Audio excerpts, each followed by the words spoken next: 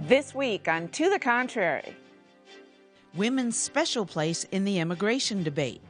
Then, mothers as primary breadwinners. Behind the headlines, surrogacy and the single dad.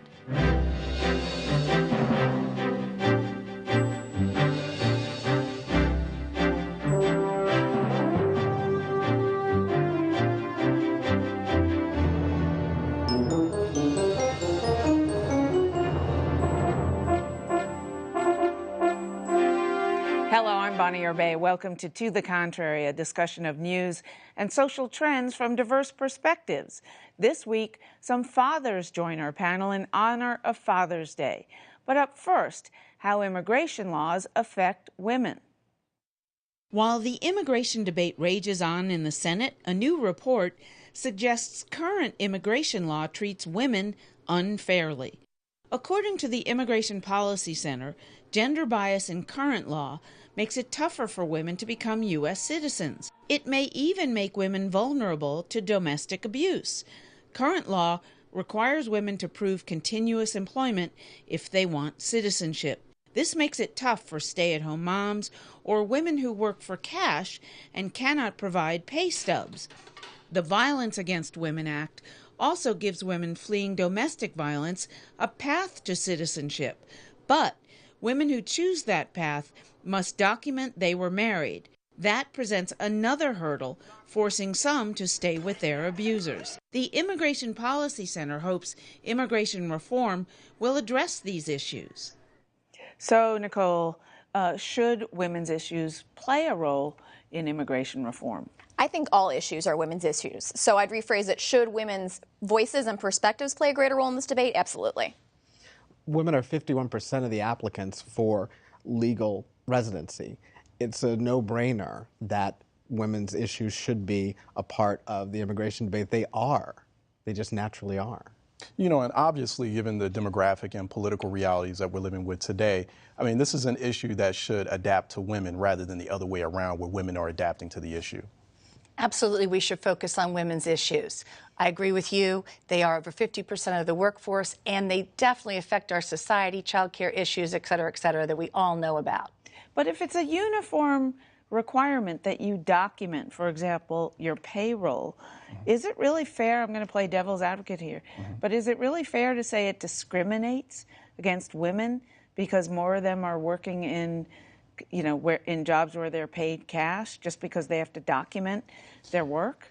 You know, and some you can make the argument that it may not be fair to make that sort of characterization, because then you have to start talking about, well, what about men who are working for just cash or getting money under the table? I mean, there are a lot of men in jobs like that, and we're in the context of this immigration debate, we're also talking about a lot of Latino men, for example, who do a lot of landscaping jobs, for example, who are getting cash, or construction jobs who are getting cash under the table. So, I mean, in that respect, you can make the argument that this is not just a women's issue. It's also it's a dual sort of multi-gender issue, and so, but at the same time, it's affecting women in a very bad way, because women are just sort of disproportionately sort of just left out of the immigration conversation. They're not being included in it, and so it's becoming a conversation that's primarily dominated by males, and that's not such a good thing when right now over half the American population is female,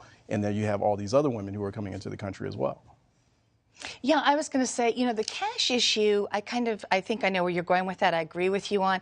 If you're doing well, I mean, the law says in order to apply for citizenship, you have to show a history of a payroll if you've been working here. Well, so I don't, in some sense, it's not that I'm not sympathetic to women trying to immigrate, but the question is that really a gender bias to require documentation? Because I suppose fewer women applying for naturalization have documentation than men do. Right, because they're in the lower paying jobs. You've got them in the caregiver jobs, the cleaning jobs, and you've got men who aren't in that. And they come in as the secondary people to the application, and the men get the primary. My thing about the cash is it does probably apply more to women since they're in those roles, but you should be reporting your cash, and the employer should be reporting the cash. So I don't want to give too much. I kind of agree with you, too. I don't want to give too much of a leeway here because we don't want you being illegal as you're trying to be legal. Mm-hmm. I had not heard about this side of the immigration debate at all. I mean, obviously the bill as it's written right now is 1,000 pages. There's been business interests, there's been religious interests that have weighed in, and I hadn't really heard of the women's perspective. Obviously there are fewer women in Congress, period, so I'm not surprised that there haven't been, this point of view hasn't been advocated, but I wish that there would have been more women in the Senate, in Congress, who would have fought to get on the Gang of Eight, who would have actually, I mean, I think it is incumbent on them to speak for their constituents and to try and really represent this. So I'm glad that this report came out. It seems to me that one of the things that this bill might be doing is getting people out of what's called the invisible economy, people that are working for cash, whose pay isn't documented, whose employment may not be documented, and thus their rights and their protections aren't clearly defined.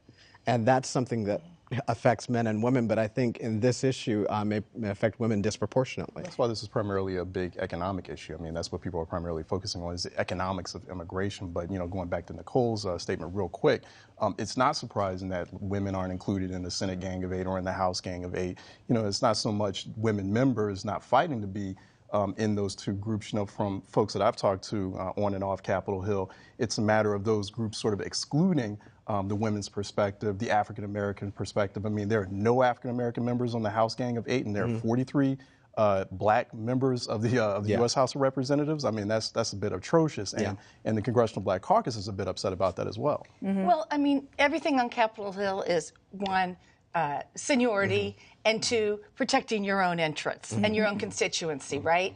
So, to your point, this is a very, very difficult issue that they're grappling with. They're going to try and keep tight control of that. You know, every week we hear it may fall apart over this, it may fall apart on that. But I think you're still right. It's who they trust to be in on this issue, who they feel they can control amongst themselves. And perhaps some people in that group are outside that good old boy system that they don't feel so comfortable with. And winding it up, because we're about to run out of time, but I'd like everybody's thoughts on, are we going to have immigration reform? Obviously, something's going to come through the Senate. The House is going to be the problem. Is the House going to go along or not? I have my doubts about the House going along. Just the history of this particular House of Representatives does not inspire confidence. Yeah, you know, I honestly think that you may have some sort of comprehensive immigration reform passed. It's just a matter of what, even by the House. You know, I think it's just a matter of what are the details, you know, devil's in the details, as they say. And so, you know, that's what everyone's real curious about. But there's some optimism. You don't see a whole lot of it. You don't see it in the headlines. But there's some optimism that we're going to pass some sort of immigration reform. And why is that? Because the House Republicans, Tea Party members who would be opposed to immigration reform are feeling the political pressure of that the Republican Party has got to try to win back the Hispanic vote, which it only won 39%. Absolutely, 29%. That's what you're hearing. I mean, there's a lot of political pressure to be. You know, the Republican leadership in the House really wants their members to kind of, you know, to get disciplined and get behind this thing, you know, because they're worried about the long-term political implications of basically defying a whole voting block of potential citizens. All right. Let us know what you think. Please follow me on Twitter at @BonnieRBay. From immigration to female heads of households. The number of mothers who are either sole or primary breadwinners in their families continues to rise. A recent Pew Research study finds mothers are now the top earners in 40% of families, up from 10% in 1960. These women are either married and earn more than their husbands, or they're single. The study finds big differences in family incomes between the two groups. When married women work, the median family income is $80,000, but it's only $23,000 for single mother-headed families. Married mothers tend to be slightly older, white, and college-educated. Single mothers are younger, more likely to be African American or Hispanic, and less likely to have college degrees. So what do men think about this?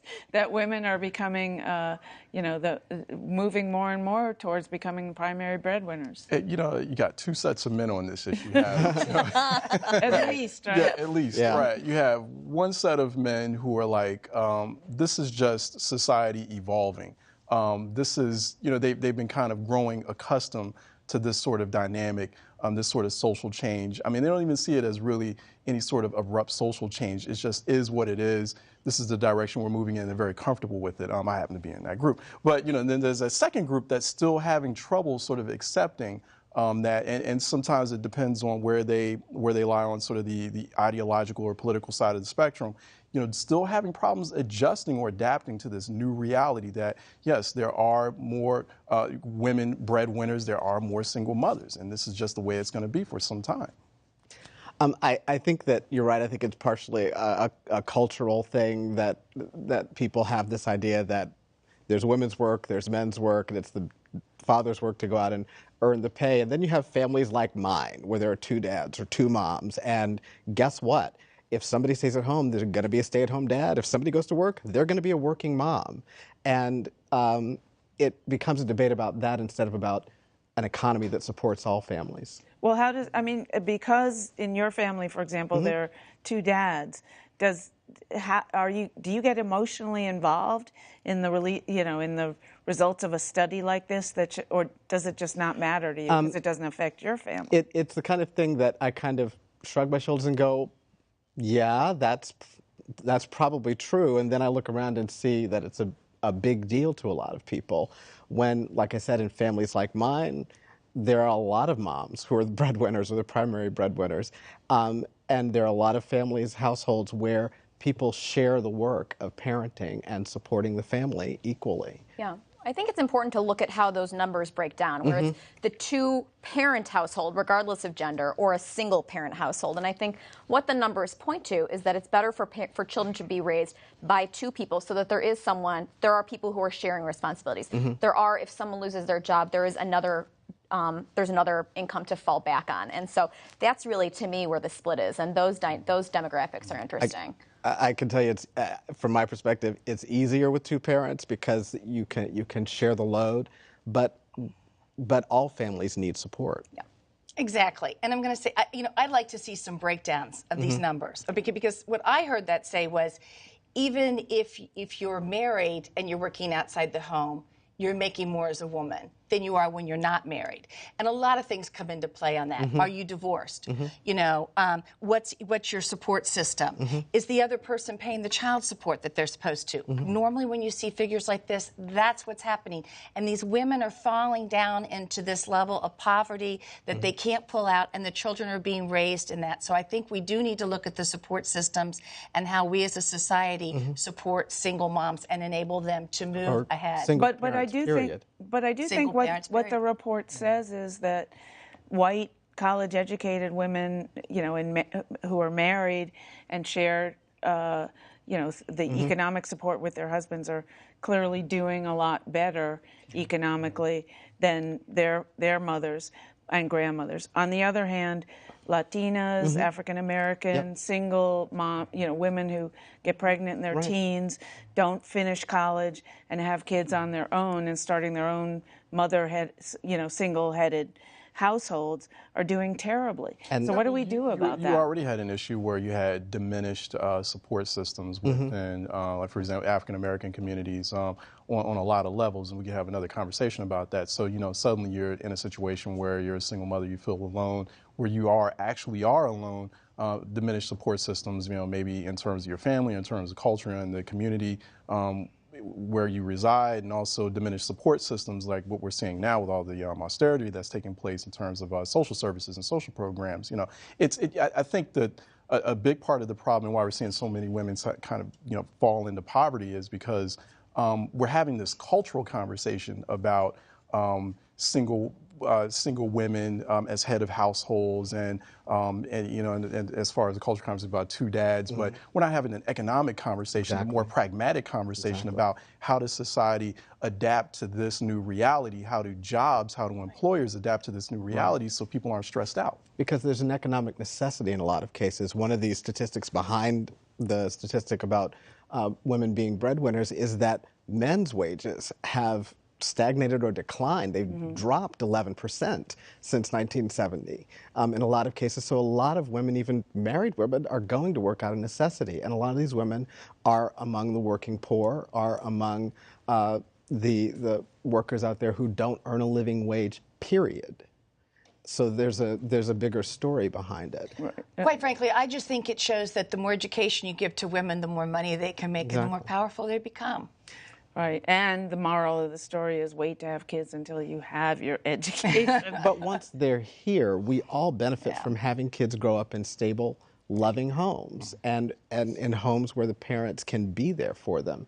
So we as a society have to figure out a way to support those families in any configuration. All right, behind the headlines, single dads. There are 70 million fathers in the U.S., of whom 1.8 million are single. This Father's Day, we look at how it's becoming much easier for men to have children without partners. Chris Johnson always wanted to be a dad. I think this is a universal desire, and that there are many men who maybe aren't married. Whether they're gay or straight, I don't think matters. I feel that that's something that most men would want. The world is changing in a positive way for men to be parents. The numbers bear this out. The 2010 U.S. Census found 15% of single parents are men.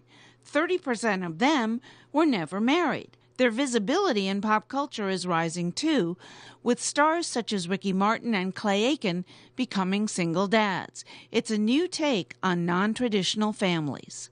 It wasn't as easy to do this 10 years ago. The world is changing.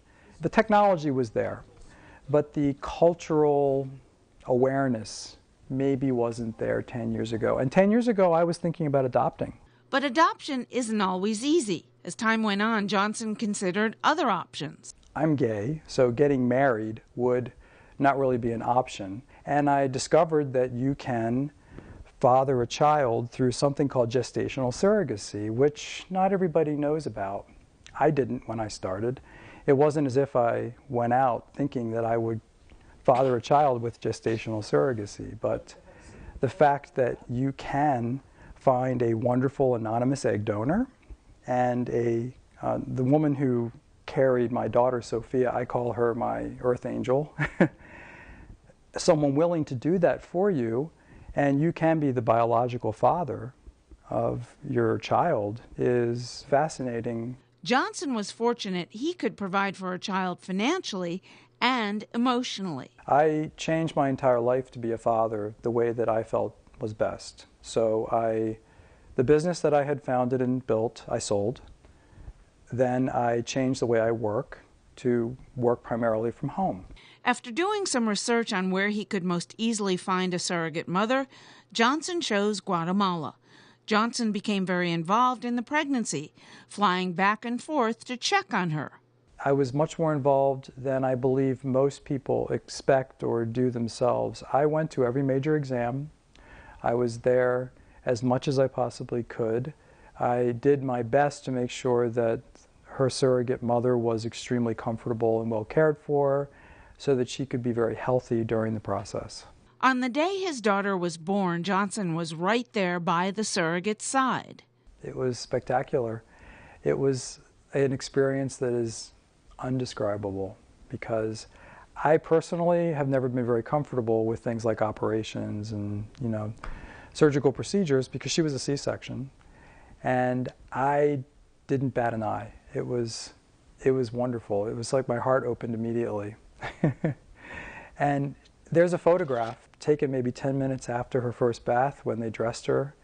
She's looking at me right in my eyes, and friends have looked at that in my family, and they say it's amazing. She looks at you as if she knows you already. It was magical.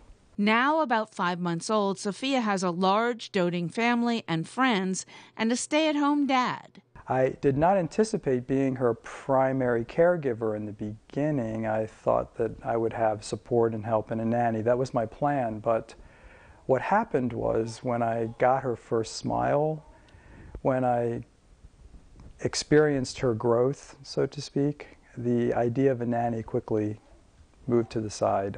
I know I'll need help someday, but right now I want to enjoy every minute. Johnson says many people he and Sophia meet want more information about surrogacy and his life as a single father. He's thinking about having another child. Coming from a close family, he believes Sophia shouldn't be an only child. And while Sophia will not have a mother, Johnson says through family and friends, she will have plenty of female role models. This was my main personal consideration. When she's old enough to talk with her friends at school and understand the nature of her family structure, her friend is going to say, oh, that's really neat. You only have one dad. Well, I only have one mom. Or another friend will say, oh, I have two dads. Or another friend will say, well, I have two moms. Or another friend would say, I have a mother and a father. I live with them. And another would say, I have a mother and a father, but the father lives in California, and I live with my mother here. That is the nature of the world. So is it surprising to see a father who not only wants a child, we see that all over the place, but who wants to full-time parent that child? Not at all. It's the same desire, the same desire that drives women to find ways to become mothers, even if they haven't found a partner yet. It's the same for men, I think.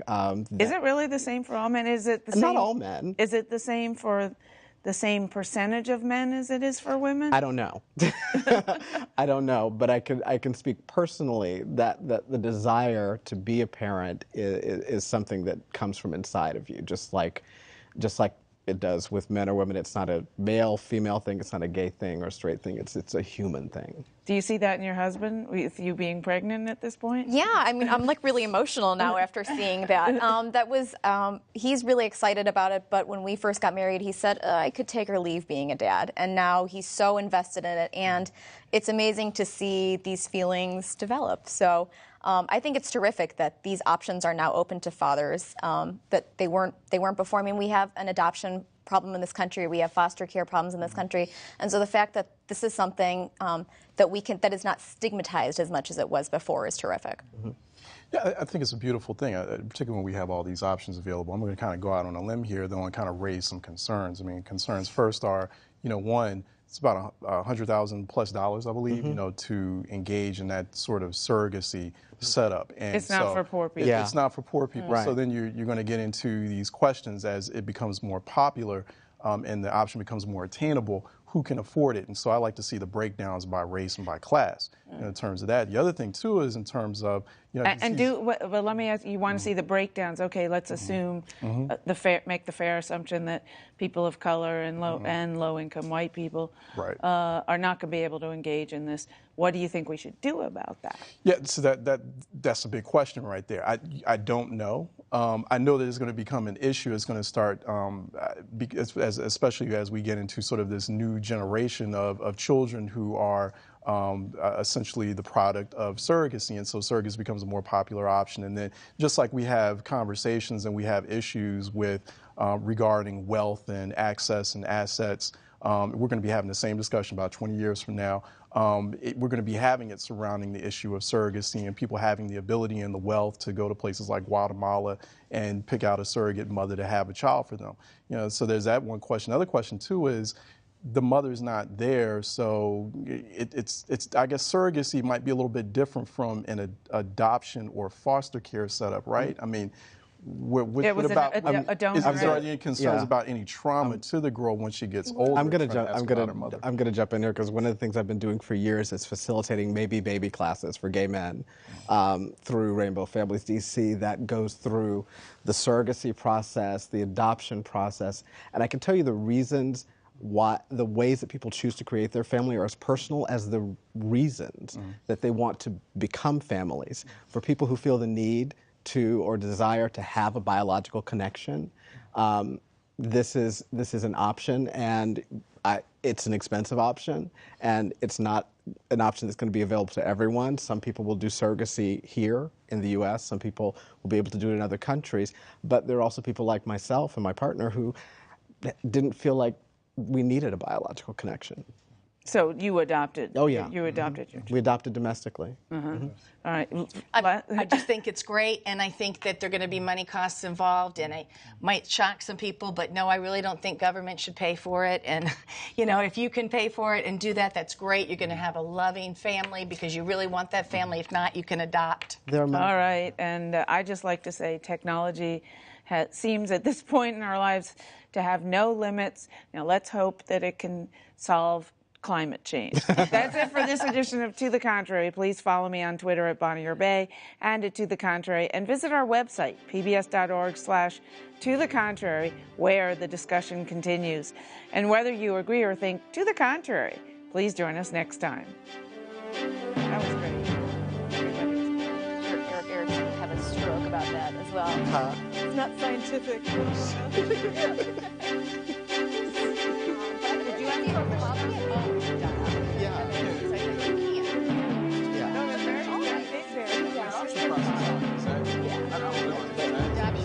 There's money involved in the adoption process, too.